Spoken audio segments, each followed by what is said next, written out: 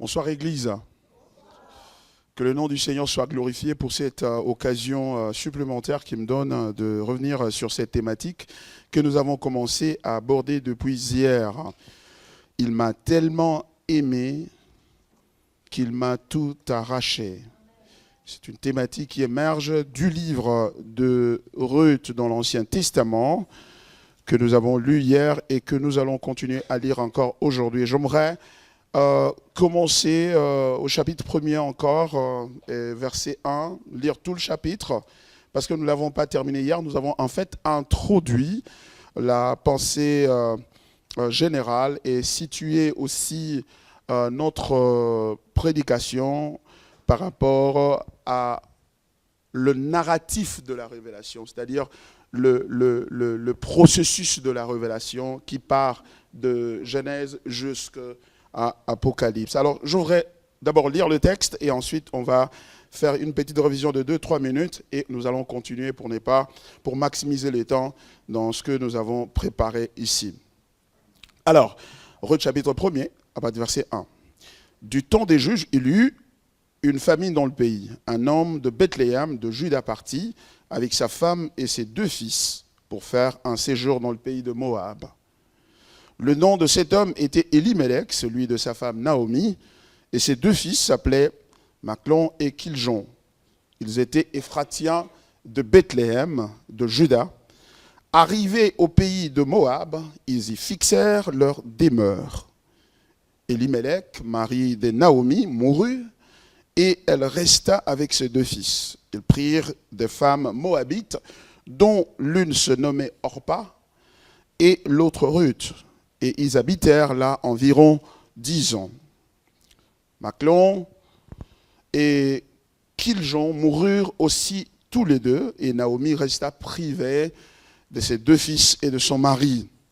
Puis il se leva, elle et ses belles-filles, afin de quitter le pays de Moab, car elle apprit au pays de Moab que l'Éternel avait visité son peuple et lui avait donné du pain. Elle sortit du lieu qu'elle habitait, accompagnée de ses 2 belles-filles, et elle se mit en route pour retourner dans le pays de Juda. Naomi dit alors à ses 2 belles-filles, « Allez retourner chacune à la maison de sa mère, que l'Éternel use de bonté envers vous, comme vous l'avez fait envers ceux qui sont morts et envers moi. » Verset 9. Que l'Éternel vous fasse trouver à chacune du repos dans la maison d'un mari. Et elle les baisa. Elles élevèrent la voix et pleurèrent. Et elles lui dirent, non, nous irons avec toi vers ton peuple. Naomi dit, retournez mes filles. Pourquoi viendriez-vous avec moi? Ai-je encore dans mon sein des fils qui puissent devenir vos maris? Retournez mes filles, allez. Je suis trop vieille pour me remarier. Et quand je dirais, j'ai de l'espérance, quand cette nuit même je serai avec un mari et que j'enfanterai des fils, attendriez-vous pour cela qu'ils eussent grandi? Refuseriez-vous pour cela de vous marier? Non, mes filles, car à cause de vous, je suis dans une grande affliction de ce que la main de l'Éternel s'est étendue contre moi. Et elles élevèrent la voix et pleurèrent encore. Orpa baisa sa belle-mère, mais Ruth s'attacha à elle. Naomi dit à Ruth, voici ta belle-sœur est retournée vers son peuple et vers ses dieux. Retourne comme ta belle-sœur. Ruth répondit, ne me presse pas de te laisser, de retourner loin de toi. Où tu iras, j'irai. Où tu demeureras, je demeurerai. Ton peuple sera mon peuple. Et ton Dieu sera mon Dieu. Où tu mourras, je mourrai, et je serai enterré. Que l'Éternel me traite dans toute sa rigueur, si autre chose que la mort vient à me séparer de toi. Naomi, la voyant décidée à aller avec elle, c'est ça ses instances. Elles firent ensemble le voyage jusqu'à leur arrivée à Bethléem. Et lorsqu'elles entrèrent dans Bethléem, toute la ville fut émue à cause d'elles, et les femmes disaient, « Est-ce là Naomi ?» Elle leur dit, « Ne m'appelez pas Naomi, appelez-moi Mara, car le Tout-Puissant m'a rempli d'amertume. J'étais dans l'abondance en mon départ, et l'Éternel me ramena les mains vides. Pourquoi m'appelleriez-vous, Naomi, après que l'Éternel s'est prononcé contre moi et que le Tout-Puissant m'a affligé? Ainsi revinrent du pays de Moab Naomi et sa belle-fille Ruth la Moabite. Elles arrivèrent à Bethléem au commencement de la moisson des orges. C'est la parole du Seigneur. Y a-t-il quelqu'un qui n'était pas là hier? Il est arrivé seulement aujourd'hui, en dehors du pasteur Freddy. Oh, merci beaucoup, vous êtes les bienvenus. Nous sommes très contents, très heureux pour votre présence ici. Hier, nous avons commencé à parler donc de cette histoire passionnante et quelque peu intrigante aussi, il faut le dire, de Ruth qui va devenir finalement le héros de cette histoire. C'est comme si elle a subtilisé un peu la place de Naomi qui, lorsque vous commencez la lecture du texte, vous avez l'impression que c'est elle l'héroïne de l'histoire. Ruth, un bref livre de 4 chapitres, mais d'une profondeur extraordinaire. Le texte commence par nous dire, c'est du temps de Juge qu'il y eut une famine dans le pays. Un homme de Bethléem, de Juda, partit avec sa femme et ses 2 fils pour faire un séjour dans le pays de Moab. L'auteur précise le contexte. Il s'agit d'un événement ou des événements qui se sont produits du temps de Juge. Le temps du Juge, c'est celui qui court de la mort, après la mort de Josué jusqu'à l'installation du premier roi d'Israël en la personne de Saül. Et pendant cette période, lorsque vous lisez le livre de Juges, comme on l'a dit hier, il y a un refrain qui revient à répétition dans le texte qui dit du temps de Juge, il n'y avait pas droit en Israël et chacun faisait ce que bon lui semblait. Il n'y avait pas droit, chacun faisait ce que bon lui semblait. Et pourtant, en tant que peuple d'Israël, tel ne devait pas être le cas. Pourquoi? Mais parce que Dieu leur avait donné la loi selon laquelle qui devait réglementer non seulement leur vie morale et spirituelle, mais même aussi leur vie sociale, civique même. Et la loi fonctionnait en fait comme une constitution pour ce peuple. Et lorsque le texte dit que chacun marchait selon ce que bon lui semblait, ça veut tout simplement dire qu'ils vivaient à l'encontre de la loi de l'Éternel. Et pour ce faire, il y avait des sanctions qui étaient prévues par la loi de Dieu, sanctions selon lesquelles vous allez souffrir et vos ennemis vont vous assujettir jusqu'à ce que vous vous tourniez vers moi. Et ainsi, lorsque ce refrain revient chaque fois dans ce livre de Juges et qui couvre une longue période de temps dans la vie de l'histoire d'Israël, ça veut donc dire qu'il y avait donc des va-et-vient entre la rébellion et l'adoration de Yahweh. C'est-à-dire, lorsqu'ils adoraient le Seigneur, tout allait bien. Et lorsqu'ils se détournaient de lui et suivaient d'autres dieux et faisaient ce que bon leur semblait, et Dieu, pour les punir et le faire revenir à lui, il suscitait leurs ennemis afin de dominer sur eux. Et quand ils se rendaient compte de la misère et de l'oppression dans laquelle ils se trouvaient, eh ben, ils se tournaient vers Dieu, imploraient la miséricorde de Dieu. Et Dieu, en réponse à cette attitude de repentance, suscitait l'un de leurs, qu'on appelait le juge. Un héros militaire rempli du Saint-Esprit qui devait aller pour délivrer le peuple d'Israël.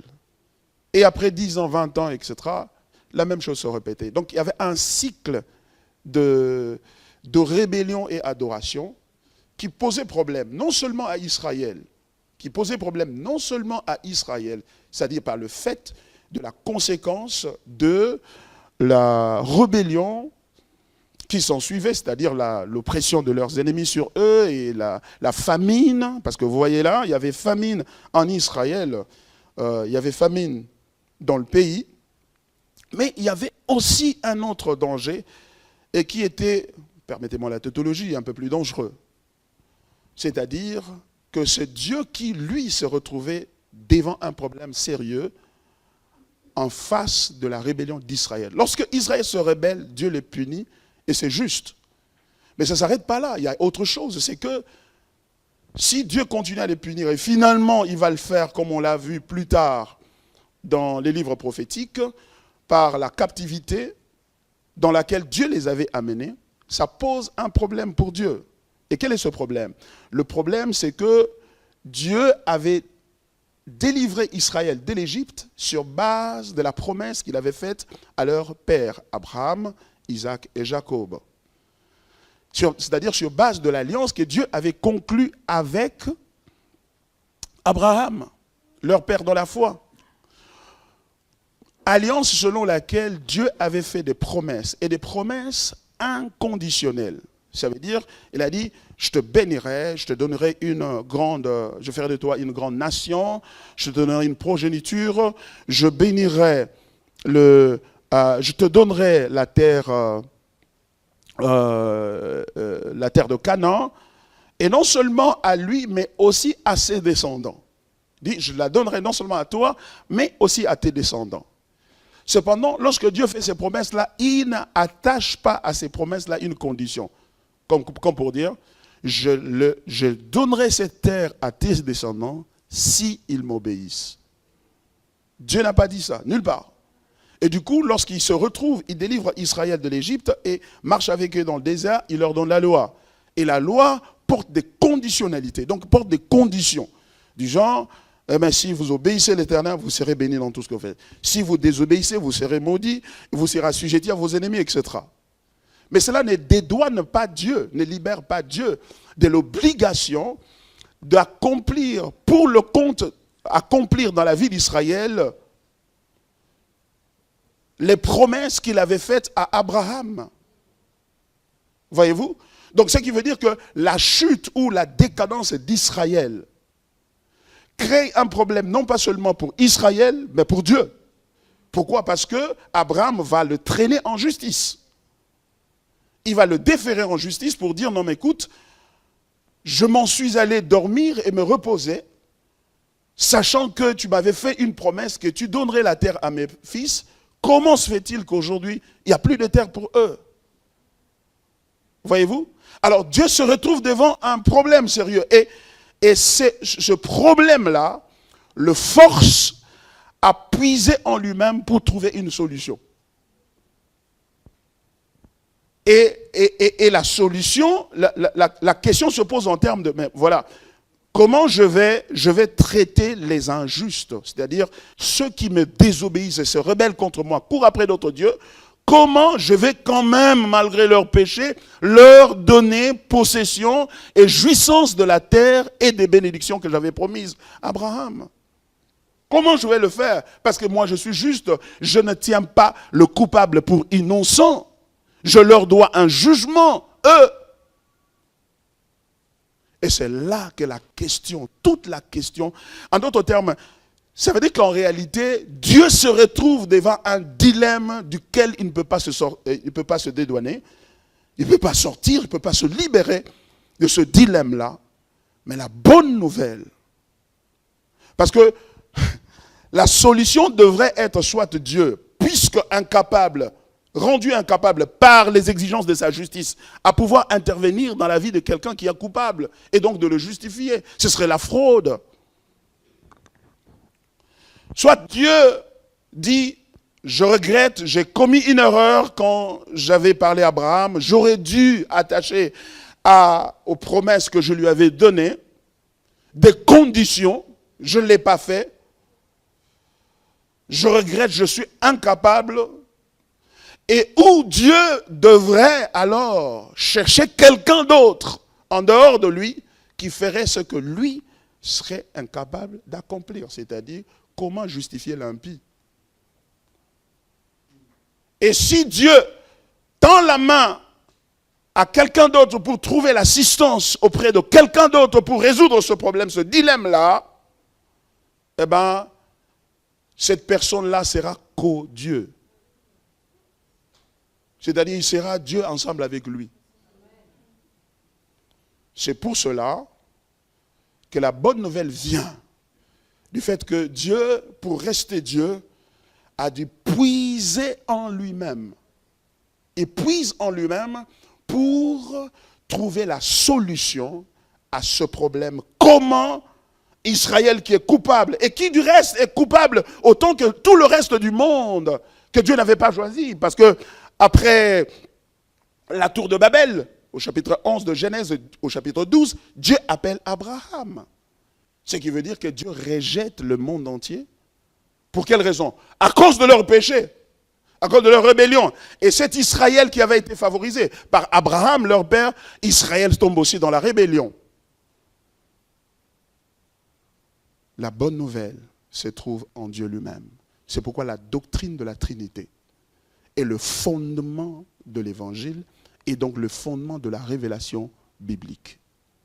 Car Dieu se retourne vers lui-même, il puise en lui-même, il trouve un fils qui est en lui et qui dit, moi, je vais aller et je vais prendre leur place. Comme ça, au lieu de les châtier, tu me châties. Et si tu me châties, moi je porte cette responsabilité-là. J'absorbe ça. Et la raison pour laquelle je viens faire ça, c'est pour te sauver. Sauver qui? Le Père. C'est-à-dire venir en aide à son Père. Et il n'est pas étonnant qu'ils disent, celui-ci est mon fils bien-aimé, en qui j'ai mis toute mon affection. Il n'est pas étonnant qu'ils disent ça, parce que le Fils vient intervenir à un moment où l'impuissance du Père apparemment était exposée, et la honte du Père serait exposée. Le Fils vient, il vient pour aider son papa, soutenir son Père, pourvoir. C'est pourquoi dans Jean chapitre 17, il dit, Père, je t'ai glorifié dans le monde. J'ai accompli l'œuvre. C'est-à-dire, l'impasse devant laquelle le Père se trouvait, lui s'est dressé comme la voie de sortie pour le Père. Il est le chemin, la vie et la vérité. Non pas seulement pour nous, mais même aussi pour son Père. Alléluia! Même pour son Père. Et avant que cela n'ait lieu dans le Nouveau Testament, dans l'Ancien Testament, il est en train de préparer l'avènement de ce fils-là. Et c'est pourquoi on dit, en ces temps-là, en Israël, il n'y avait pas de roi. Chacun faisait ce que bon lui semblait. Et il faut un roi qui vienne, qui non seulement établisse le règne de Dieu, mais qui rende le peuple capable,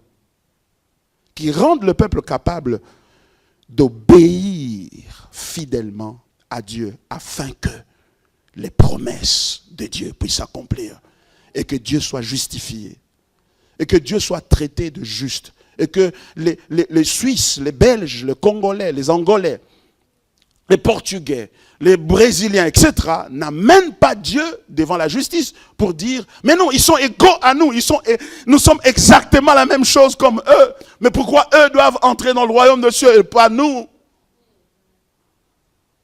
Et il sortira Jésus pour dire, voici la différence entre eux et vous. C'est Jésus qui a pris leur place. C'est pourquoi tout cela que Dieu va sauver, il les a pris, il les a placés en Jésus-Christ. Il les a placés en Jésus-Christ. Quand Dieu les place en Jésus-Christ, ça veut donc dire quoi? Ça veut dire que le salut est une transaction intra-trinitaire. C'est une transaction, c'est un deal entre le Père, le Fils et le Saint-Esprit. Ça veut dire que le Père, c'est un Père de grâce. Il a un caractère, comme on l'a dit hier, de grâce. C'est-à-dire, la grâce, c'est quoi? C'est une faveur imméritée, donnée à quelqu'un quelque chose qu'il ne mérite pas. Cependant, le Père mérite toutes choses, le Fils mérite toutes choses, le Saint-Esprit mérite toutes choses. Ce qui veut dire que pour que la grâce soit pratiquée dans la communauté de la Trinité, il faut que l'un d'eux soit indigne. Mais digne est l'agneau. Le Saint-Esprit est digne, le Père est digne. Alors, Dieu va prendre des gens qui vont être indignes, il les place en Jésus-Christ. De sorte que quand Dieu fait grâce à ces gens-là, il le fait par Jésus-Christ et pour Jésus-Christ. Du coup, toute l'histoire de la révélation biblique que nous avons ici En fait, ce n'est pas une collection d'histoires. L'histoire d'Adam, d'Abraham, de David, de Matthieu, etc. Non, c'est une seule histoire. C'est l'histoire de Dieu, le Dieu trinitaire. C'est l'histoire d'un père qui a un fils, un roi qui a un fils, et qui a un esclave. Et son esclave s'est rébellé contre lui, et le père va prendre le fils, il va l'offrir pour la vie ou le salut de son esclave. C'est extraordinaire. Donc quand nous lisons la Bible, nous devons nous rappeler que nous ne sommes pas en train de lire l'histoire de Ruth, nous sommes en train de lire l'histoire de Dieu. C'est la vie de Dieu qui nous est exposée. Alors la difficulté que nous avons dans la vie chrétienne à pouvoir marcher correctement et vivre d'une manière, je peux avoir les serviettes, et marcher dignement dans la vie de foi, c'est parce que nous avons la conviction que nos vies, merci, nous avons l'impression que Dieu est Dieu, il a tout créé, il a tout fait, finalement il nous a créés, il nous a placés sur la terre, et nous avons des choses à faire, il y a des choses que nous désirons accomplir, et si nous rencontrons des difficultés à les accomplir, nous pouvons retourner vers Dieu et lui parler et lui dire « Seigneur, s'il te plaît, interviens dans mon problème, interviens dans ma situation, aide-moi à accomplir ceci, j'ai un rêve dans la vie, etc. » Oui, et quand nous percevons Dieu comme ça, nous sommes déjà en attitude de rébellion, même pendant que nous sommes en train de prier. Parce que l'histoire qui se déroule sur la terre, ce n'est pas l'histoire de ta vie, c'est l'histoire de Dieu et de son Fils. C'est pourquoi nous devons ajuster notre pensée et renouveler notre intelligence, comme l'apôtre Paul le dit dans Romains chapitre 12, verset 2. Ne vous conformez pas au siècle présent, mais laissez-vous transformer par le renouvellement de l'intelligence, afin que vous soyez en mesure de discerner qu'est-ce qui est bon et juste devant Dieu. Alors, regardez, il dit, du temps de Juge, il y eut une famine dans le pays. C'est pourquoi je vous ai demandé que nous devons monter tous au balcon et lire cette histoire de haut vers le bas et non de bas vers le haut. C'est très important. En d'autres termes, alors que nous nous tenons avec Dieu sur le balcon, Dieu dit, regarde, voilà ce que je veux faire. Je dois résoudre ce problème pour que je n'ai pas de difficultés avec Abraham et Isaac et Jacob à qui j'ai réitéré les mêmes promesses. Mais là, Israël se comporte très mal. Et si ça continue comme ça, je serai obligé de les détruire. Mais je dois trouver la solution, comment le Fils va venir. Mais pour qu'il vienne, il faut que je prépare une lignée biographique qui va porter son sang. Et regardez ce que je vais faire. Dieu envoie la famine donc en Israël. Il envoie la famine en Israël. Et un homme de Bethléem, de Juda, partit avec sa femme et ses deux fils pour faire un séjour dans le pays de Moab. Ils partirent là-bas, pourquoi? Mais parce qu'il y avait famine. Ils vont chercher, un peu comme tu as quitté ton pays, tu es venu en Suisse. Mais tu as fui la famine. Moi aussi. Cependant, la Bible dit, telle voie paraît juste à un homme, mais son issue mène à la mort. Et c'est ce qui arrive ici. On dit, le nom de cet homme était Elimelech. Elimelech veut dire l'Éternel est roi. L'Éternel est roi. Il n'y a pas de roi en Israël, mais il y a un gars qui s'appelle l'Éternel est roi, qui quitte la patrie, qui quitte Bethléem. Bethléem veut dire maison du pain. Parce qu'il n'y avait plus de pain dedans, dans cette maison. Il y avait donc la famine. Il décide de partir, de quitter. Le nom de sa femme, c'était Naomi, succulente. Ses deux fils s'appelaient Maclon et Kiljon. Ils étaient Éphratiens de Bethléem de Juda, arrivés au pays de Moab. Ils y fixèrent leur demeure. Dieu dit, il nous dit au balcon, vous voyez, il vient de se déplacer de là. Ils ne m'ont même pas demandé ce que je pensais. Mais ils sont quand même arrivés. Voici ce que je vais faire. J'ai besoin de prendre une fille. En fait, je les ai amenés ici pour prendre une fille moabite pour l'amener en Israël. Puisque Israël m'est désobéi, je vais partager son privilège de m'appartenir avec un peuple étranger. Je vais amener cette femme-là. Alors pour que je l'amène, alors tout de suite je dois tuer Elimelech. Il doit mourir. La Bible dit, qui dira qu'une chose arrive si ce n'est l'Éternel? N'est-ce pas de l'Éternel que viennent les maux et les biens? Nous avons seulement une mauvaise conception qui n'est pas biblique de Dieu. Et cette conception-là vient de notre arrière-plan culturel, traditionnel, etc. Et notamment, la majorité qui est africaine ici, ça vient de la religion traditionnelle africaine. Dans la religion traditionnelle africaine, nous avons l'avantage d'avoir une conception de Dieu.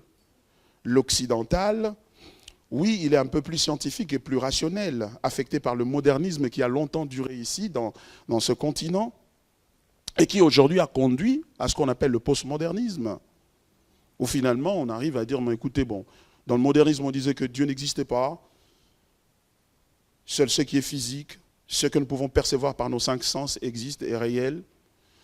Et on s'est rendu compte, et on s'est dit que non, mais écoutez, et le modernisme, l'homme, parce que Dieu n'existait pas, l'homme est naturellement bon, mais c'est son environnement qui le corrompt. Jean-Jacques Rousseau, vous vous rappelez, Descartes et les autres, des philosophes qui ont véhiculé ces idéologies ici à l'ouest.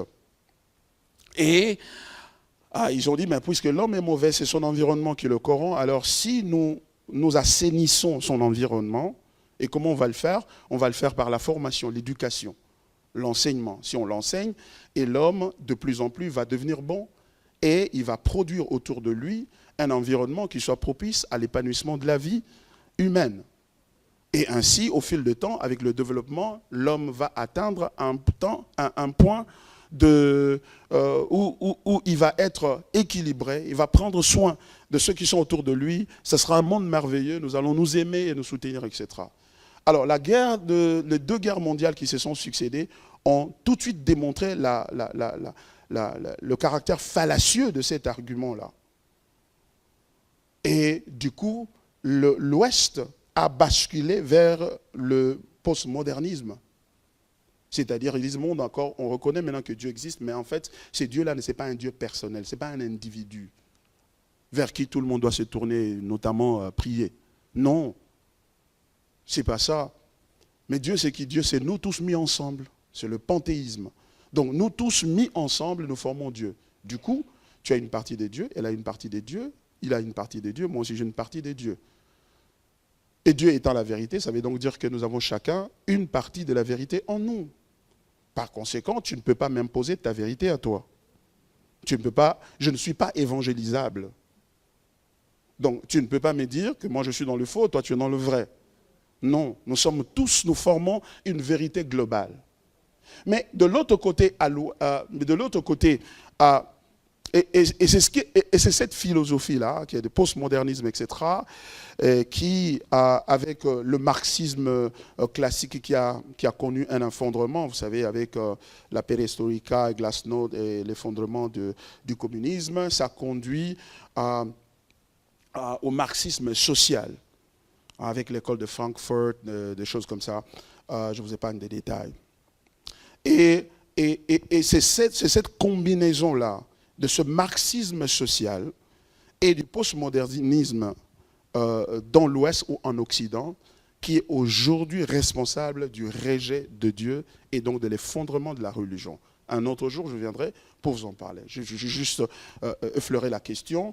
Et pour vous dire que, alors que nous, en Afrique, alors qu'ici, en Occident, on lutte avec le postmodernisme et le marxisme social qu'on appelle la justice sociale, aujourd'hui, qui a mené toutes sortes de transformations dans la société, de l'autre côté, en Afrique, nous luttons avec la religion traditionnelle africaine.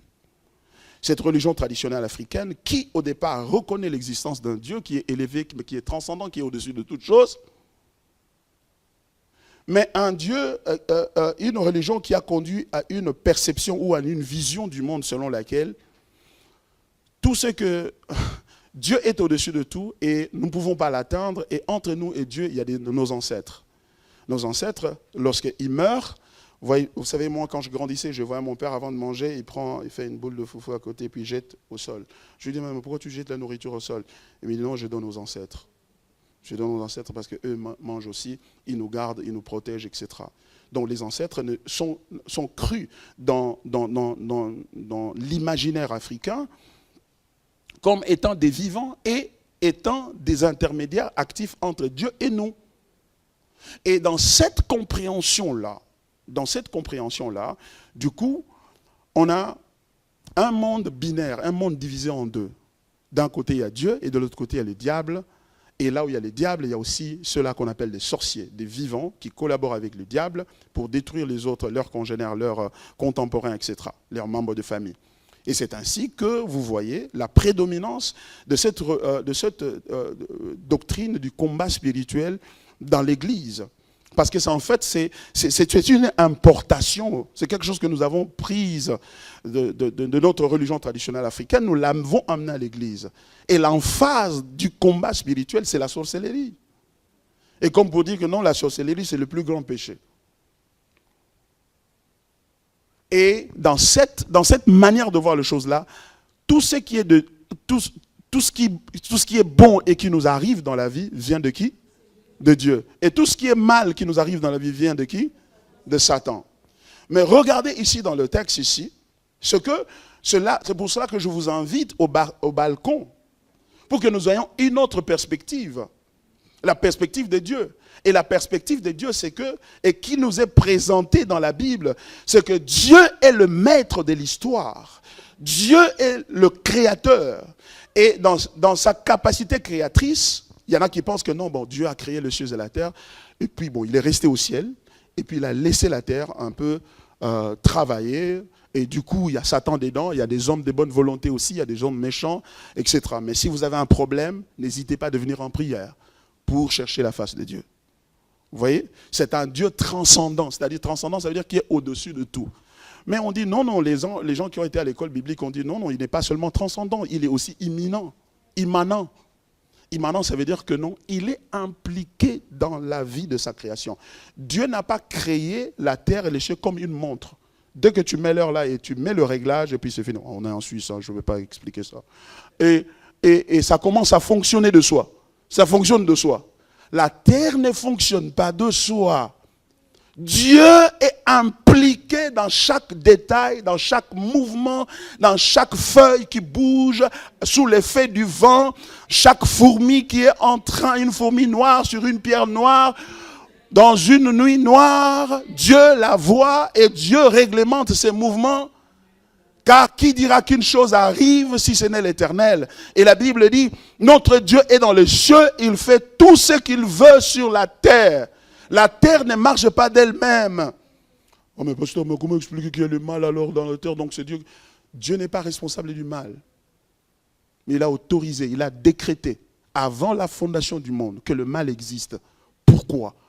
Parce que le mal va permettre la manifestation de sa grâce. Parce que quand le mal entre, plus personne ne mérite quoi que ce soit de Dieu. Et quand tu ne mérites rien, alors quand il te donne quelque chose, tu l'as reçu non pas par tes efforts, par ton intellect, par ta capacité, mais par quoi? Par la grâce. C'est pour la célébration de la grâce de Dieu. Vous voyez? Alors, et au verset 3, la Bible dit, Elimelech, mari de Naomi, mourut et elle resta avec ses 2 fils. Vous voyez, c'est la beauté d'être sur le balcon. Parce que sur le balcon, nous avons Ruth chapitre 1, chapitre 2, chapitre 3, chapitre 4. Mais ceux qui ne sont pas sur le balcon, qui sont en bas, ils n'ont pas tous les chapitres. Ils ont des versets.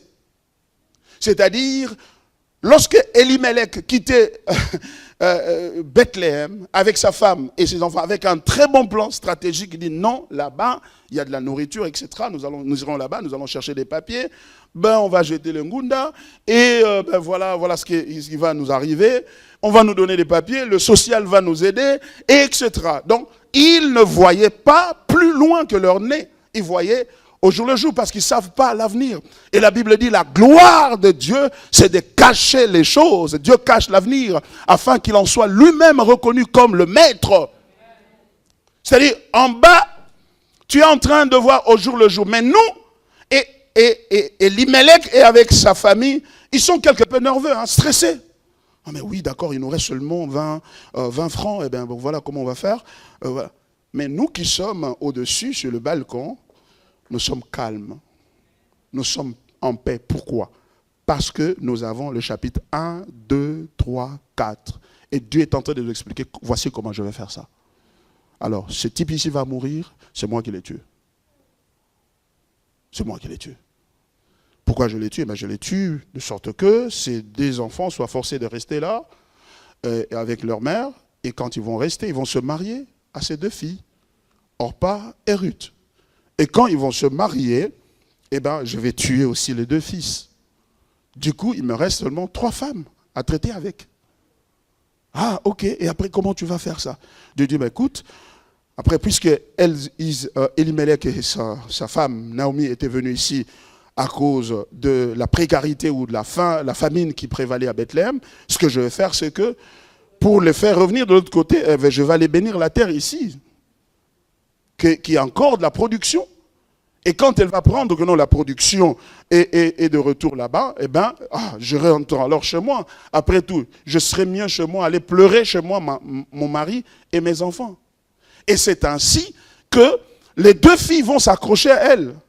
Mais pour des raisons purement émotionnelles.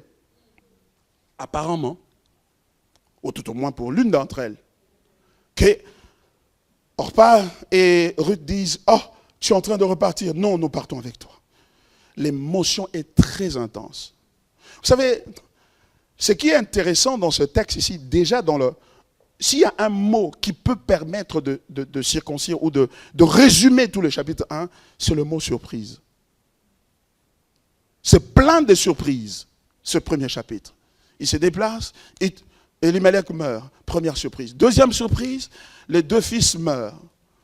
Troisième surprise, oh, elle doit retourner maintenant et aller reprendre la vie après plusieurs années, au moins plus de 10 ans. Parce que le texte nous renseigne que les deux filles, là, Orpa et Ruth, étaient mariées à Machlon et Kiljon pendant combien de temps? 10 ans. Elle doit aller reprendre la vie. Alors, il fallait vraiment une raison incitative pour qu'elle soit à mesure de retourner. Bien-aimé dans le Seigneur, il n'appartient pas à l'homme lorsqu'il marche de contrôler ses pas. C'est Dieu qui contrôle les pas. Plus tôt tu comprendras ça, mieux vaudrait pour toi, car tu vivras dans la paix. Parce que tu sais que je ne suis pas le produit du hasard. Je ne suis pas, la conséquence de l'économie du marché ou de la démocratie qui prévaut. Je suis contrôlé par Dieu. Dieu connaît mes jours. Dieu connaît ma vie. Et Dieu est impliqué dans ma vie. Du coup, la prière ne paraît pas comme quelque chose, comme un journal télévisé que Dieu regarde chaque fois quand il est chez lui. Boum, journal télévisé. Seigneur, je suis venu t'apprendre que mon enfant vient de mourir. Il n'apprend pas ça de toi. Seigneur, je viens t'apprendre que j'ai perdu mon travail. Il n'apprend pas ça de toi. Seigneur, je viens t'apprendre que non, mes papiers, ça c'est compliqué, ça devait sortir, mais on m'a demandé encore d'attendre une année. Dieu n'apprend pas ça de toi. Il le sait et c'est lui qui a orchestré cela. Et le savoir, ça porte une paix, surtout en des temps difficiles. Cette vie est faite de secousses et d'incertitudes. Et ce qui est intéressant aussi, c'est que remarquez, cet événement peut être interprété par ceux qui sont restés, qui ont finalement vu Naomi revenir. Oh, n'est-ce pas là, Naomi? Les femmes qui ont dit, n'est-ce pas ça? N'est-ce pas là, Naomi? Il dit, non, ne m'appelez plus Naomi qui veut dire succulente. Appelez-moi Mara. Vous voyez, en d'autres termes, nous avons commis une grossière erreur dans la vie. Nous sommes partis pensant que les choses allaient tourner bien. Mais regarde ce que je suis devenu. La vie est faite de regrets, des moments où finalement on vit dans une sorte de culpabilité. Dit, qu'est-ce qui m'avait pris? Y a-t-il pas de moment où tu t'arrêtes et tu dis, mais qu'est-ce qui m'avait pris? Pourquoi j'avais fait ça? Pourquoi je m'étais comporté de la sorte? Pourquoi je n'avais pas accepté cette offre-là? Pourquoi je n'avais pas fait ceci? Et tu risques de te tordre et de te faire du mal par des regrets qui conduisent au stress et finalement à la dépression. Je vous ai parlé de mon expérience de la dépression hier. Ici. La dépression, tu perds le nom. Les gens voient que tu ris, mais en réalité, tu ne ris pas à l'intérieur. Tu es amer. Tu vis dans l'amertume, dans le découragement. Quand tu penses à ton ex, quand tu penses à ce vieux mariage-là, oh, si vraiment j'avais évité ce gars-là, cette fille-là, aujourd'hui je serais ailleurs. Si j'avais compris et j'avais bien décidé et j'avais posé des questions, ne serait-ce que sur son passé, pour savoir au moins ne fût-ce que le nombre de poursuites qu'il avait, je ne serais pas là où j'en suis aujourd'hui. La vie est faite de beaucoup de regrets. Mais où est-ce que nous trouvons la consolation? La consolation ne vient pas du fait que Dieu va toujours changer notre circonstance ou nos circonstances. Non. Dieu n'est pas forcé de changer nos circonstances pour nous donner la joie ou la paix. Du coup, notre joie et notre paix ne viennent pas de nos circonstances, mais elles viennent de la perception que nous avons de Dieu. Voilà l'intérêt de lire la Bible, et lire la Bible comme on la lit là, mes frères et sœurs. Sur le balcon. Il faut de temps en temps monter. Je sais qu'on en va tous descendre à un moment donné. Bon d'accord, demain c'est dimanche ou demain c'est lundi, je dois retourner au travail, etc. Je quitte le balcon. Oui d'accord, quitte le balcon. Mais n'oublie pas le soir, il faut retourner au balcon. Après une journée longue et difficile, ou après une journée bénissante et une journée heureuse, retourne au balcon et aie une perspective. Avec ta Bible en main et disant, mon Dieu, tu es aux cieux et tu règnes sur toutes choses. C'est très important. Alors du coup, tu comprends pourquoi tu dois alimenter ta vie spirituelle de la perception de la vie du balcon. Ça veut dire que de lire la Bible de la manière dont on est en train de la lire. La vie chrétienne n'est pas une vie de prière. Elle n'est pas une vie de prière. Et c'est ça le piège dans lequel le diable nous a pris ces derniers temps. C'est que nous pensons que le plus spirituel, c'est celui qui prie beaucoup. Non. Non, je ne suis pas contre la prière. J'aime la prière. Je veux la prière. Et nous devons prier. Et nous ne pouvons pas vivre la vie chrétienne sans la prière. Mais la Bible dit simplement, au commencement, était la prière. Dis ça? Au commencement était quoi? La parole. La parole. Et c'est pourquoi l'apôtre Paul dit que la parole de Dieu habite abondamment en vous. Pourquoi? Parce que c'est elle qui vous donne la perspective. Il vous donne la compréhension, il vous donne la pensée de Dieu. Il a dit, vos pensées ne sont pas mes pensées, vos voix ne sont pas mes voix. Et comment tu acquiers la pensée de Dieu? C'est en lisant les Écritures. Du coup, tu ne lis pas la Bible seulement quand tu es en difficulté. Tu fais de la lecture de la Bible ta vie de tous les jours. Même un seul verset, lis-le. Oh, que des applications aujourd'hui sur nos téléphones qui programment même des versets à lire par jour. Lisez. Et tout cela est remplacé tout simplement par la prière. On verrait des gens, il y a même urgence dans l'église. Oh non, faites-nous seulement une exhortation de 10 minutes et nous allons prier. On va prier pendant 2 heures. Non, non. Prenons le temps avec les textes. Asseyons-nous. Apprenons la Bible. Connaissons. Parce que ce qui fera ta joie en des temps difficiles. Parce que la question n'est pas celle de savoir si tu auras des temps difficiles. Non, la question n'est pas si. La question est quand. Quand est-ce que ça arrivera? Parce que ça viendra certainement. Tu n'échapperas pas à ça. Si tu vas bien, ben écoute, ça peut souffler sur ta compagnie là où tu travailles. Hein, et du coup, ton budget là, il est foutu. La vie vient. Alors, comment faire face à cela? Regardez, c'est cela que nous voyons ici dans ce texte. Et Elimelech, verset 4, ils prirent des femmes. Ils prirent des femmes moabites, dont l'une se nommait Orpa et l'autre Ruth, et ils habitèrent là environ 10 ans. Machlon et Kiljon moururent aussi tous les deux, et Naomi restait privée de ses 2 fils. Puis elle se leva, elle et ses belles-filles, afin de quitter le pays de Moab, car elle apprit au pays de Moab que l'Éternel avait visité son peuple et lui avait donné du pain. Ça mène à un changement. La Bible dit, il ne brise pas le roseau cassé. Il n'éteint pas la mèche qui brûle encore. Notre Dieu, c'est un Dieu qui est de bon cœur. La Bible dit qu'il ne permettra aucune tentation qui soit au-delà de vos forces. Mais avec la tentation, il permettra aussi une voie par laquelle vous pouvez en sortir. Donc ne va pas te donner la mort, ne va pas te suicider. Dire non, je ne vois vraiment pas d'issue. Je ne vois vraiment pas d'issue. C'est vrai, tu ne vois pas d'issue. Mais parce que tu es en bas, monte sur le balcon, tu verras l'issue. L'issue, c'est le Seigneur. Et l'issue, pendant que tu ne vois pas d'issue, l'issue, c'est lui le Seigneur. Ça veut dire, c'est lui qui a fermé toute issue, afin qu'il ne soit que ta seule issue. Sortie du lieu qu'elle habitait accompagnée de ses 2 belles filles, et elle s'est mise en route pour retourner dans le pays de Juda. Naomi dit alors à ses 2 belles filles, allez retourner chacune à la maison de sa mère, que l'Éternel use de bonté envers vous, comme vous l'avez fait envers ceux qui sont morts et envers moi. Oui, je comprends l'émotion, vous voulez vraiment m'accompagner, nous sommes toutes émotionnels, mais regardons la vérité en face. Regardons la vérité en face, regardons la situation. C'est vrai, tu traverses des moments difficiles, etc. Mais à un moment donné, tu as besoin de quelqu'un à côté de toi qui t'aide à voir la situation en face.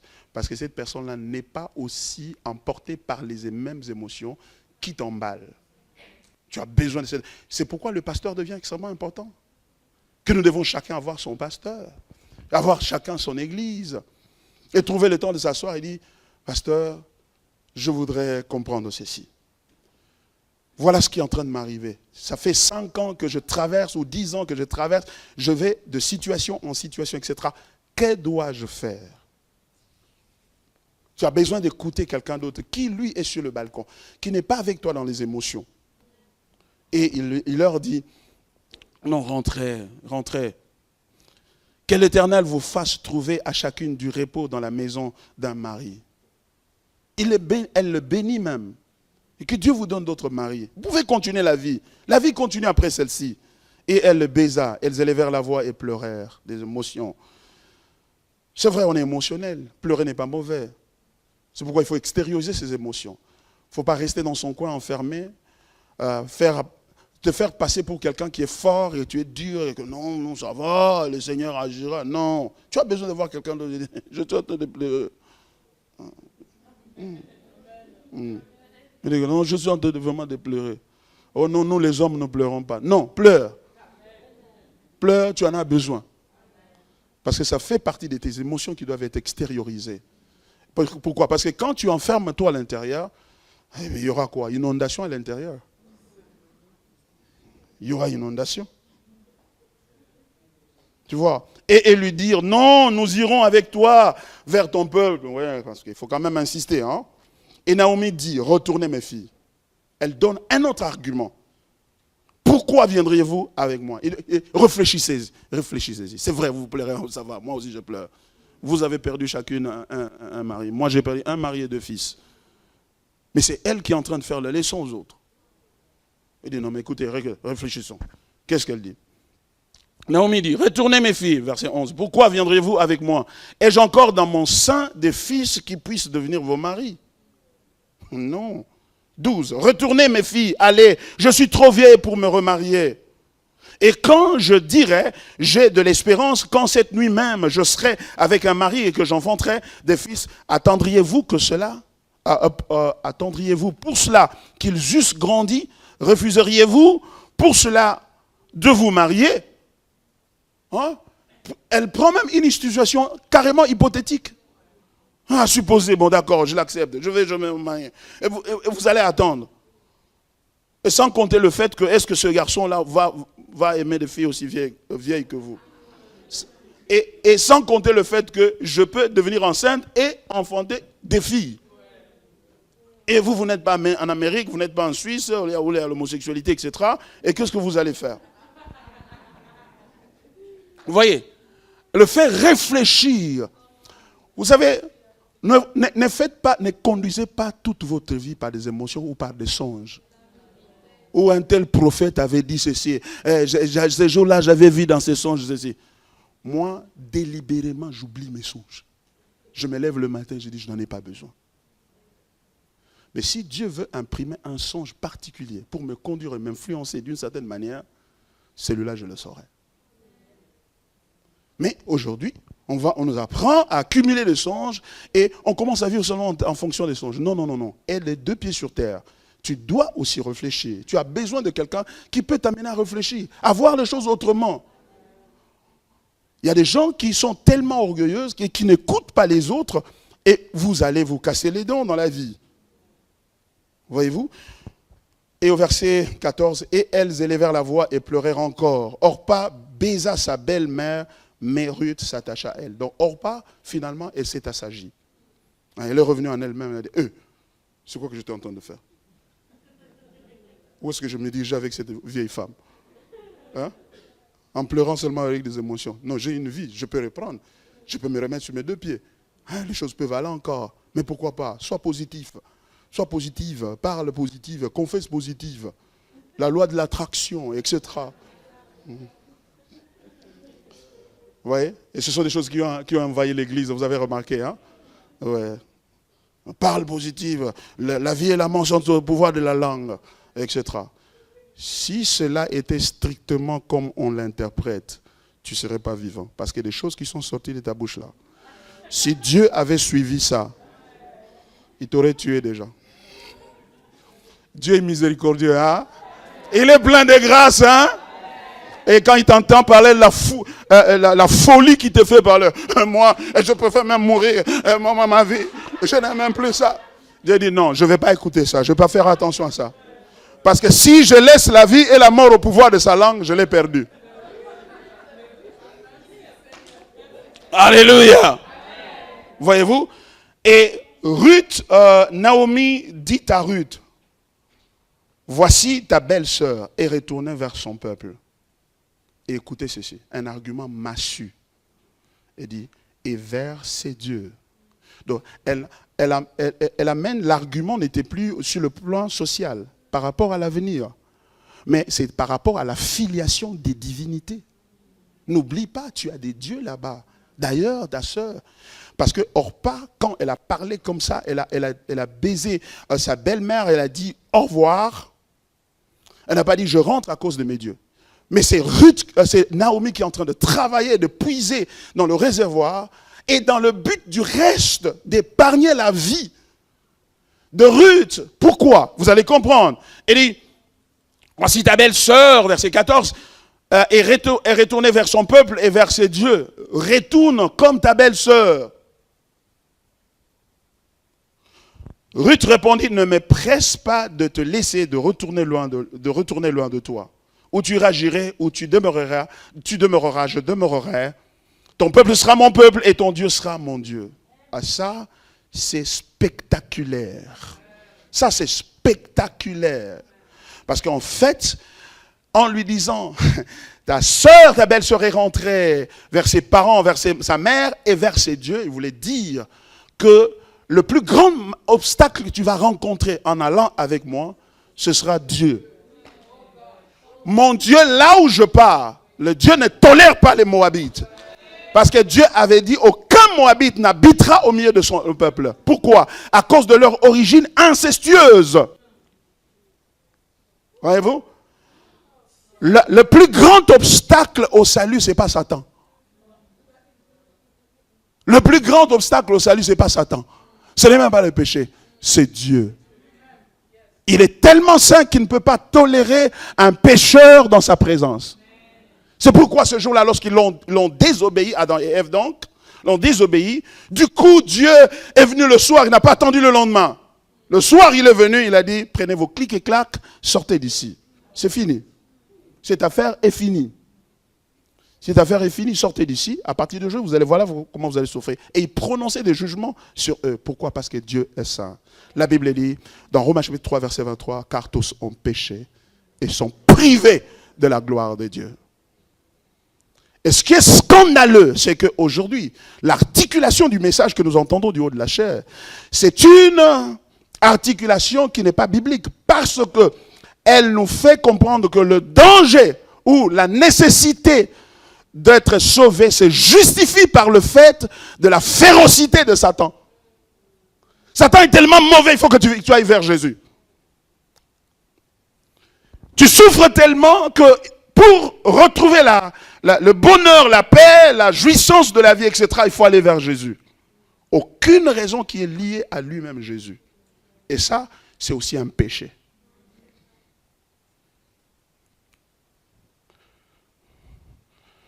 Car tous sont péchés et sont privés de la gloire de Dieu. Le plus grand scandale de la vie, c'est que nous avons perdu Dieu. Et quand nous articulons le salut en termes de souffrance seulement et de Satan, le salut devient sans objet pour ceux qui ne souffrent pas et qui ne voient pas Satan agir dans leur vie. Il y a tellement de riches ici en Suisse, ici, hein, qui ne souffrent pas, croyez-moi. Ils ne souffrent pas. Et quand tu penses à eux, tu dis, mon Dieu, qu'est-ce que moi je suis venu faire dans ce monde? Ils ne souffrent pas. Oh non, mais écoutez, le diable va lui presser le cou la nuit. Non, il ne le presse pas. D'ailleurs, le diable travaille pour leur paix et leur prospérité. Pourquoi? Parce que, pour qu'ils n'aient pas à penser à Dieu. Du coup, nous comprenons que notre souffrance est un appel de Dieu. Est une bénédiction parce que notre souffrance nous permet de penser à Dieu. Il m'a tellement aimé qu'il m'a tout arraché pour m'attirer à lui. Alléluia. Donc, nous devons prêcher l'évangile en montrant la beauté de Christ. C'est pourquoi l'apôtre Paul dit dans 2 Corinthiens chapitre 4, verset 3, « Si notre évangile est encore voilé, il est voilé pour ceux qui périssent. » Pour ceux que le Dieu de ce monde ceux dont le Dieu de ce monde a aveuglé l'intelligence, afin qu'ils ne visent pas briller la splendeur de l'évangile, de la gloire de Christ, virgule, qui est l'image de Dieu. Donc ce que le diable ne veut pas que les gens voient, ce n'est pas la bénédiction, ce n'est pas la délivrance, mais c'est la face de Christ. Et quel Christ? Lui crucifié, comme l'apôtre Paul l'a dit dans 1 Corinthiens chapitre 2, verset 2. Un Christ souffrant. Pourquoi? Parce que dans ses souffrances, il a porté nos souffrances. Car les souffrances qu'il subit ne sont pas consécutives à son péché ou à quelque péché qu'il aurait commis. Car il n'en a commis aucun. Mais c'est à cause de nos péchés qu'il a été blessé, qu'il a été crucifié. Du coup, lorsque je regarde à la croix, je vois une beauté extrême jaillir de la croix. Parce que c'est moi qui méritais cette place. C'est moi qui méritais cette place. Et pourtant, il a pris ma place. Heureux te dit, non, ne me presse pas de te laisser, de retourner loin de toi, où tu iras, j'irai, où tu demeureras, je demeurerai. Ton peuple sera mon peuple et ton Dieu sera mon Dieu. Et elle a mis KO Naomi. Où tu mourras, je mourrai. Et j'y serai enterré. Je serai loyal, en d'autres termes, je serai loyal à toi. Et non seulement à toi, à ton Dieu. Ce qui force Naomi à être loyale à son Dieu. À retourner en Israël. Et ils sont en train de retourner en Israël. Donc ils sont en train de retourner vers Dieu. Elle dit, alors que tu es en train de retourner, moi si je retourne avec toi. Mais la question que l'on se poserait ici, il dit, que l'Éternel me traite dans toute sa rigueur. Waouh! Si autre chose que la mort vient à me séparer de toi. Naomi, la voyant décider à aller avec elle, c'est ça ses instances, c'est fini. En d'autres termes, parce que c'était clair. Aussi pour Naomi, c'était clair.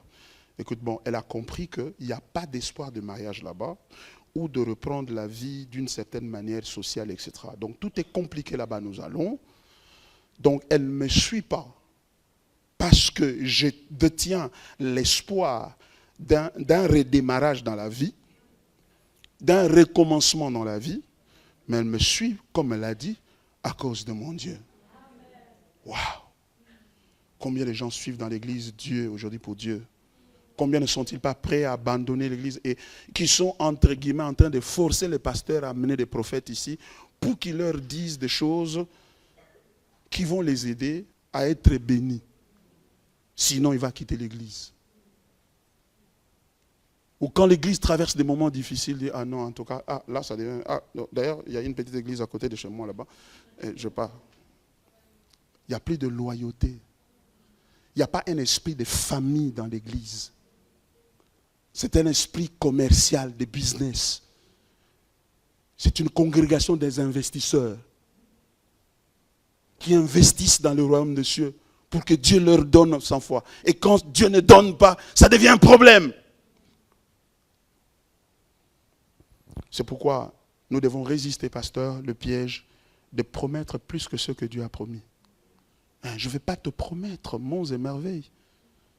Je te promets que si tu crois en Jésus, tu seras justifié, tes péchés te seront pardonnés. Dieu viendra habiter en toi, Christ et le Saint-Esprit viendront habiter en toi, et tu vas devenir un enfant de Dieu. Et ça, je peux promettre parce que c'est Dieu qui les promet. Mais quant à avoir une nouvelle parcelle et une nouvelle voiture et tout le reste, je ne peux pas promettre ça.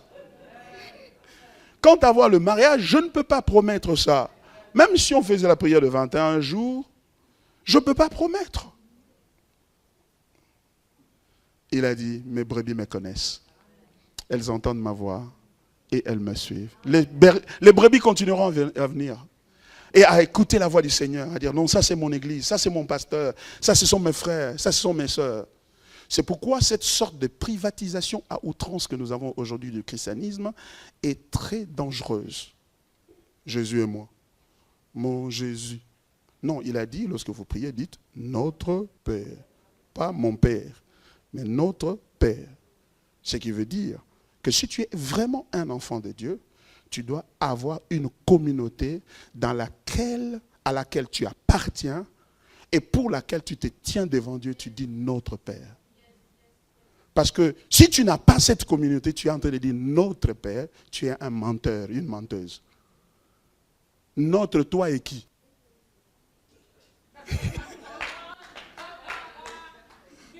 Toi et les pasteurs là de YouTube. Non.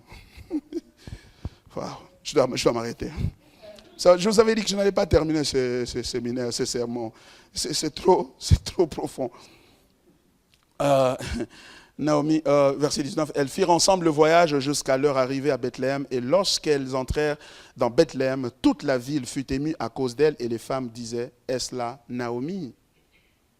Une question rhétorique en fait qu'elle pose.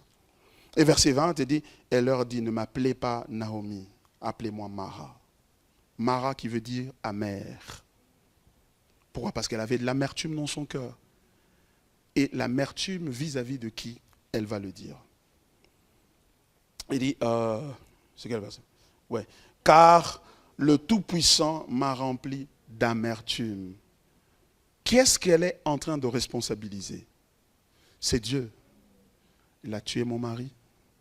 Il a tué mes 2 fils. Et regarde, je suis devenu un torchon. Je rentre, bredouille, je pleure chaque jour, chaque nuit. À peine je peux dormir pendant 3 heures. Et plusieurs se posent la question, mais si Dieu m'aimait, pourquoi ceci m'est arrivé? Pourquoi il n'a pas guéri mon père, ma mère, mon enfant, ma femme, etc. Si vraiment Dieu m'aimait. Elle dit ceci, verset 21, j'étais dans l'abondance à mon départ et l'Éternel me ramène les mains vides. Je suis bredouille. Pourquoi m'appelleriez-vous Naomi? Naomi qui veut dire succulente. Je ne suis plus succulente, il n'y a rien de succulent dans ma vie. Il n'y a plus rien. Tout est amer. Tout est amer. Je me traîne moi-même au boulot. Je sens vraiment que c'est comme si je traînais un sac avec un poids incroyable que je dois tirer. Plus rien ne marche. Je suis devenu lourde. Et ma pensée est remplie de culpabilité. Ah, si j'avais, si. J'ai vu la bénédiction me passer comme ça, 0 mètre, elle est passée. Pourquoi Dieu ne m'a pas aidé? Et plusieurs ont décidé de quitter les églises, de rester à la maison. Ah non, les pasteurs là sont des aventuriers. Il est en train de s'engraisser, tout va bien pour lui. Mais nous, là, on ne sait pas.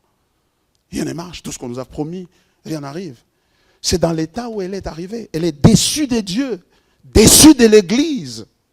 Quand elle est déçue de Dieu, ça veut dire qu'elle est déçue de l'alliance de Dieu avec son peuple. Et nous, aujourd'hui, nous sommes dans la nouvelle alliance par Christ, par le sang et le corps de Jésus-Christ. Et la preuve, la matérialisation de cette alliance, c'est notre participation à la vie de l'Église. Et chaque fois que nous perdons le zèle pour la maison de Dieu, nous perdons les zèles. En fait, nous venons parce que, bon, écoutez, on va me prendre mal, on va chercher à me poser beaucoup de questions. Pourquoi tu ne viens pas? Pourquoi tu ne viens pas? Bon, je vais. Hein. Après, on rit et puis je sors, je m'en vais. Mon cœur n'est plus. Je n'ai plus dans tout ça. Je n'ai plus de belles idées pour l'Église. Non, est-ce qu'on ne peut pas mettre une fleur ici? Est-ce qu'on ne peut pas mettre une autre fleur là-bas? Est-ce qu'on ne peut pas faire ceci pour notre Église? Il n'y a plus. Il n'y a plus cet effort-là. Et parfois, on fait le ministère parce que, bon, écoutez, tout le monde me connaît que je suis pasteur. Si je ne fais pas ça, à quoi je vais ressembler? Je vais être dénigré, je vais souffrir du mépris, du rejet, etc. Bon, laisse-moi m'accrocher. Laisse-moi m'accrocher. On s'accroche au ministère. Il y a des temps difficiles dans la vie, mes frères et sœurs. Mais regardez quelque chose ici. Elle l'a dit à plusieurs reprises dans ce texte. Au verset 13, elle avait dit, « Attendriez-vous pour cela qu'ils eussent grandi? Refuseriez-vous pour cela de vous marier? Non, mes filles, car à cause de vous, je suis dans une grande affliction de ce que la main de l'Éternel s'est étendue contre moi. » Est-ce que ce qu'elle disait était vrai? Que la main de l'Éternel s'est étendue. Et que c'est Dieu qui lui avait arraché toutes ces choses-là. Est-ce que c'était vrai? Oui. En d'autres termes, elle était doctrinalement correcte, mais émotionnellement incorrecte. Lorsque la doctrine et les émotions ne s'alignent pas, au lieu d'amener la gloire à Dieu, ça va amener l'amertume, le découragement. Et Dieu ne va pas être glorifié. Et pourtant c'était vrai. Pourquoi c'est vrai? Mais parce que la Bible le dit. Dans Psaume, que dis-je? Psaume 115. 115, verset 3. Écoutez, je vais terminer par là. Hein. Je voudrais parler de la notion de la souveraineté de Dieu. Oui. Psaume 115, verset 3. Notre Dieu est au ciel. Il fait tout ce qu'il veut sur la terre. Donc Naomi était correcte. C'est Dieu qui a tué son mari. Dieu fait tout ce qu'il veut. En d'autres termes, tout ce que nous vivons sur la terre, c'est Dieu qui le veut. C'est pourquoi Jésus a dit, lorsque vous priez, dites que ta volonté soit faite sur la terre comme au ciel. Ce n'est pas que non, le diable et Dieu sont en train de se battre. Et le diable crée des désordres et Dieu doit venir avec un torchon pour essuyer après lui tout ça. Bon voilà, il doit recycle même, des choses. Il doit séparer les bouteilles et les plastiques, faire le travail après le diable. C'est pas ça. Dieu n'est pas dans ce travail-là où le diable n'a pas engagé Dieu à purifier les gens après lui. Non. C'est Dieu qui est souverain. Nous devons avoir une grande perception de la souveraineté de Dieu. En fait, je voulais dire, nous devons avoir une perception biblique de la souveraineté de Dieu. Et le texte dit, tout ce que l'Éternel veut, il le fait sur la terre. Et dans Psaume 135, versets 5 et 6.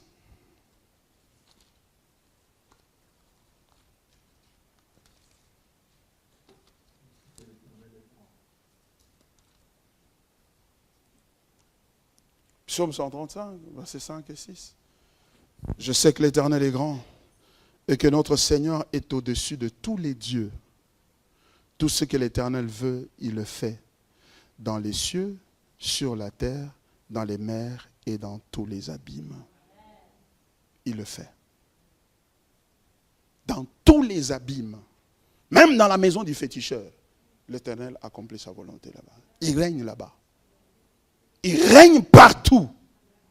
Alors, une telle conception, une telle perception va avoir une incidence directe dans notre vie. C'est la glorification de Dieu et donc la joie en toutes circonstances. C'est pourquoi l'apôtre Paul pouvait dire, j'ai appris à vivre dans la disette, j'ai aussi appris à vivre dans l'abondance. En toutes circonstances, j'ai appris le secret. Le secret, c'est de me réjouir dans le Seigneur. Alléluia. Les moments difficiles qui nous arrivent viennent de Dieu. Ils viennent de Dieu. Et puisqu'ils viennent de Dieu, Dieu les envoie pour un objectif, pour un but. La Bible dit, l'Éternel fait toutes choses pour un but. Même le méchant pour le jour du malheur. Elle a fait toutes choses pour un but. Et le but de Dieu est plus grand que ce que tu peux imaginer. Le but de Dieu, c'est de manifester la grâce. Et quand il manifeste la grâce, il provoque la louange en toi. Éphésiens chapitre 1, verset 6. À la louange de la gloire de sa grâce. Pourquoi? Parce que la louange complète la joie. Complète la joie. Rend la joie complète. En d'autres termes, Dieu sait que je suis un Dieu de grâce. Je veux que mes gens ou mes enfants expérimentent ma grâce. Mais le fils ici que j'ai, qui s'appelle Jésus, ne peut pas expérimenter la grâce parce que la grâce exige que tu tombes, que tu puisses faillir. Lui ne peut pas. Alors c'est pourquoi il a pris tous ses enfants et les a logés en Christ. De sorte qu'ils puissent voir par Jésus leur chute, mais leur relèvement aussi. Et ainsi, ils peuvent le glorifier comme une participation à la joie qui a toujours été celle de Dieu depuis toute l'éternité. Quel amour! Dieu ne veut pas se réjouir seul. Il veut nous associer à sa joie. C'est comme quelqu'un qui fait une fête de mariage. Ce sera seulement toi et ton mari et ton fiancé et tout ça, vous vous mariez. Non, vous allez appeler qui? Les amis, les membres de famille. Pourquoi? Parce que vous êtes bien habillés? Pas nécessairement. Parce que vous leur voulez partager avec eux la joie que vous sentez. Vous voulez partager avec eux ce moment-là important. Cette joie. Vous offrez même à manger, à boire. Vous louez un bel endroit. Parce que vous voulez qu'ils participent. C'est à cela que nous sommes appelés. Alors, pour que tu qualifies, pour que tu entres dans cette joie-là, il faut que tu démérites. Ça veut dire quoi?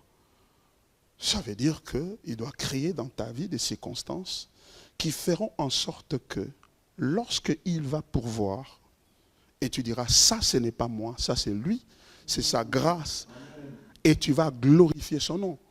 C'est pourquoi il m'a tellement aimé qu'il m'a tout arraché, de sorte que quand il va s'offrir lui-même comme la grâce dans ma situation, je puisse éclater. Il faut pas souka. Je dois éclater, exploser de joie, exploser. Et cette explosion-là, la glorification est fonction de cette explosion-là. Vous savez, vous comprenez? Il faut timoler. Donc, il doit creuser en toi de sorte que quand il va pourvoir, tu dis ça c'est lui. Ça c'est lui. Parce qu'après toutes les bêtises que j'ai commises et qu'il fasse ça pour moi, ça c'est un Dieu d'amour. Un Dieu de compassion. Un Dieu de miséricorde. Alléluia. Gloire au Seigneur. C'est un peu comme, vous savez, on peut avoir le pasteur Roberto. J'ai dit, pasteur Roberto, ouais, je te donne 1000 francs comme un cadeau. Ouais, je te donne 1000 francs. On dit, oh, merci beaucoup, pasteur Baron, merci beaucoup. Oh, merci, avec beaucoup de politesse, merci beaucoup. Mais si je donne ça au pasteur Freddy, et je dis, pasteur Freddy, voici 1000 francs, chaque de 1000 francs que je te donne. Oh, il s'agenouille, il commence à prier. Qu'est-ce qui s'est passé? Pourquoi ces deux différentes réactions? Qu'est-ce qui s'est passé? Mais quand vous fouillez dans leur vie, vous allez remarquer que non, pasteur Roberto a 150 000 francs dans son compte. Avoir 1000 francs, c'est une bonne chose. C'est une... Alléluia. Oui, reçois.